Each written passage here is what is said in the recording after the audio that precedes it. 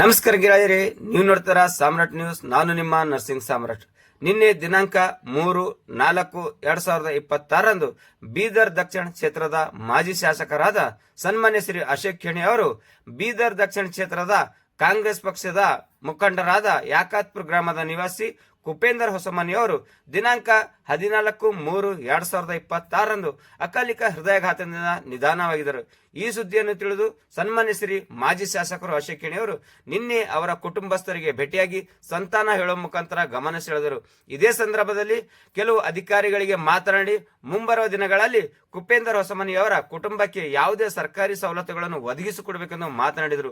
ಈ ಸಂದರ್ಭದಲ್ಲಿ ಉಪಸ್ಥಿತರಿದ್ದ ಕಾಂಗ್ರೆಸ್ ಪಕ್ಷದ ಬ್ಲಾಕ್ ಕಾಂಗ್ರೆಸ್ ಅಧ್ಯಕ್ಷರಾದ ಚಂದ್ರಶೇಖರ್ ಚನ್ಶೆಟ್ಟಿ ಹಾಗೂ ಯಾಕತ್ಪುರ ಗ್ರಾಮದ ನಿವಾಸಿಯಾದ ನರಸಪ್ಪ ಜಾನಕನೂರ್ ಹಾಗೂ ಕಾಂಗ್ರೆಸ್ ಪಕ್ಷದ ಮುಖಂಡರು ಹಾಗೂ ಬೀದರ್ ದಕ್ಷಿಣ ಕ್ಷೇತ್ರದ ಅಮಲಾಪುರ ಗ್ರಾಮದ ನಿವಾಸಿಯಾದ ನರ್ಸಿಂಗ್ ಸಾಮ್ರಾಟ್ ಕೂಡ ಉಪಸ್ಥಿತರಿದ್ದರೆಂದು ಈ ಮೂಲಕ ತಿಳಿಸಲಾಗುತ್ತದೆ. ನಮಸ್ಕಾರ.